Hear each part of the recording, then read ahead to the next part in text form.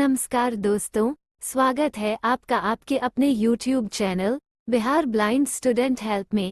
दोस्तों, आज के होम साइंस एपिसोड में अध्याय 2 जिसका नाम है अस्थि तंत्र या अस्थि संस्थान पार्ट 1 को सुनेंगे। प्यारे दोस्तों, इस वीडियो में बताए गए सभी जानकारी एवं तथ्यों को ध्यान से सुने। अगर हो सके तो उन्हें नोट भी कर सकते हैं ताकि परीक्षा के समय आपके सामने प्रश्नों का पर्याप्त संग्रह हो जाएंगे, जिससे आपको रिवीजन करने में मददगार साबित होगा। आगे बढ़ने से पहले आपसे एक रिक्वेस्ट है, यदि आप इस चैनल पर नए आए हैं तो चैनल को सब्सक्राइब कीजिएगा, वीडियो को लाइक और दोस्तों और सहपाठियों के साथ शेयर कीजिएगा। अपनी कीमती राय कमेंट में जरूर लिखिएगा। आगे इस चैनल पर किस तरह का कंटेंट देखना पसंद करेंगे, क्योंकि इस चैनल पर इसी तरह के से इन्फॉर्मेटिव हेल्पफुल वीडियो लाया जाएगा आने वाले समय में और भी यूनिक होने वाला है, इसलिए आप इस चैनल से जुड़े रहें। आइए दोस्तों, सुनते हैं मीनाक्षी मैम से। होम साइंस क्लास 10 चैप्टर 2 अस्थि तंत्र या अस्थि संस्थान। पहला टॉपिक मानव शरीर का ढांचा, द ह्यूमन स्केलेटन। इसका पहला पॉइंट अस्थि पंजर।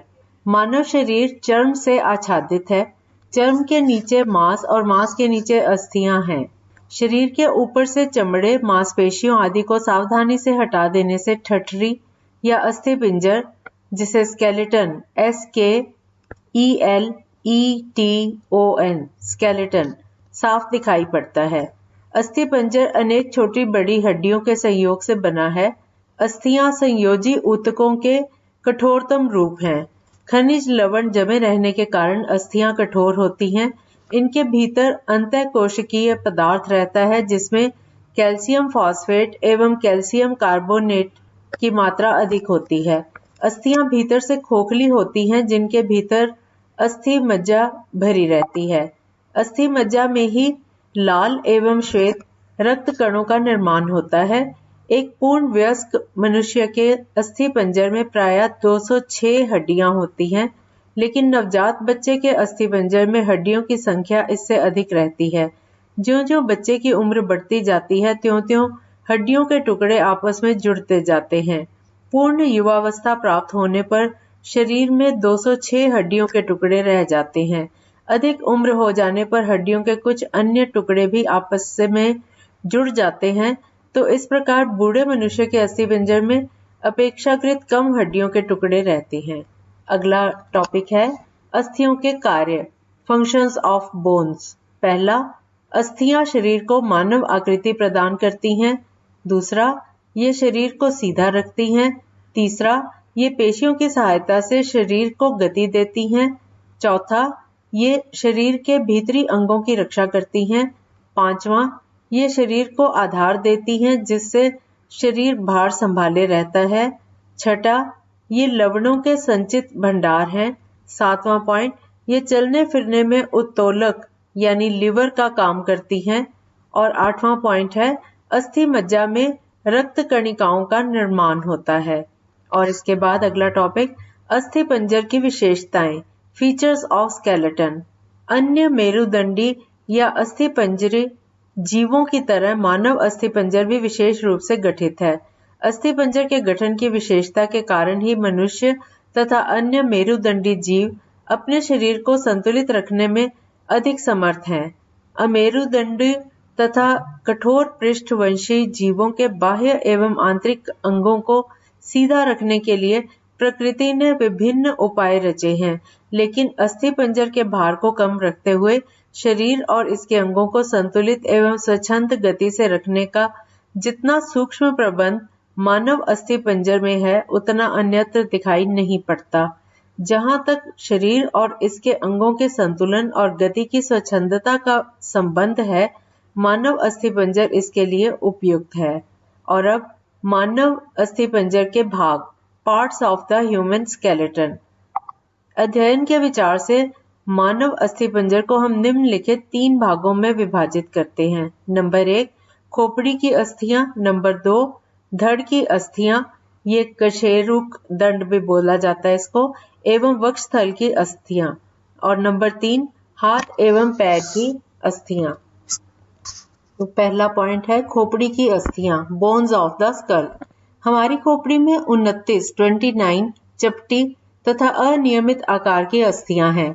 आरंभ में इन चपटी अस्थियों के बीच में कुछ रिक्त स्थान रहता है। नवजात शिशु की खोपड़ी की ऊपरी सतह की अस्थियों के परस्पर नहीं मिलने के कारण एक खोखला स्थान रहता है, जो पुनः अस्थियों के मिल जाने के कारण 2 वर्ष की उम्र तक पूर्णतः लुप्त हो जाता है। इसके 2 भाग हैं। नंबर 1 मस्तिष्क कोष्ठ यानी क्रेनियम CRANIUM, जिसके भीतर मस्तिष्क सुरक्षित रहता है, और नंबर 2 चेहरा यानी फेस। इसका पहला पॉइंट है मस्तिष्क कोष्ठ। यह 8 अस्थियों का बना है। इसका आकार गुंबज नुमा है। इसकी 8 हड्डियां आपस में इस प्रकार जुड़ी हैं कि इन्हें शीघ्र अलग करना मुश्किल है। इनके संधि स्थान पर आरी के दांतों जैसे दांत बने होते हैं। एक अस्थि के दांत दूसरी अस्थि के दांतों में फंसकर इस प्रकार मिल जाते हैं कि अस्थियां एक अस्थि दिखाई देती हैं। और अब एक डायग्राम बना हुआ है एक ह्यूमन बॉडी का, मानव का। उसमें उसके हाथ की जो कलाई है उसे बही प्रकोष्ठिका यानी रेडियस कहा जाता है, और कोहनी और इसके बीच में, एंकल के बीच में, ये कलाई के बीच में, इसे बोलते हैं अंतः प्रकोष्ठिका यानी अल्ना। और इधर सिर में जो है आगे का स्थान, उसको करोटी ब्रैकेट में खोपड़ी या स्कल बोलते हैं। और उसके बाद मुंह में जो दांतों के ऊपर होता है, जबड़ा बना होता है, उसको ऊर्ध्वहनु यानी ऊपरी जबड़ा उसे कहते हैं, और निचले जबड़े को अधोहनु कहते हैं। और कंधे के पास जो कंधे में जो बोन है उसको हंसुली क्लेविकल कहा जाता है। और गर्दन के नीचे वाले पार्ट में पसलियां आती हैं आगे, इनको परशुकाएं कहा जाता है। और जहां ये एंड होता है नीचे, इसको ह्यूमरस प्रगंडिका कहते हैं। और राइट साइड पे इधर भी प्रगंडिका, ह्यूमरस ऊपर, फिर वक्ष होता है, थोरैक्स बोलते हैं इसको, और नीचे नाभि के पास श्रोणी मेखला यानी वस्ती मेखला होती है।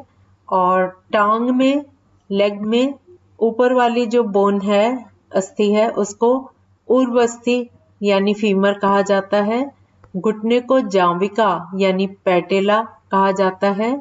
और घुटने से नीचे की जो हड्डी जा रही है पैर तक, उसको बहिर्जघिका यानी फिब्यूला कहा जाता है।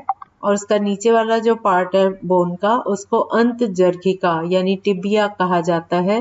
पैर के बीच में अंगूठे और उंगलियों से पीछे को जा रही है जो हड्डी, जो पार्ट, उसको अनुगुल्फिका यानी मेटाटसिस कहा जाता है।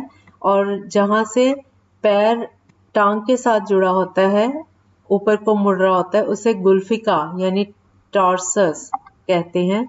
और आगे अंगूठे को अंगुलास्थि फैलेंजेज ये कहा जाता है।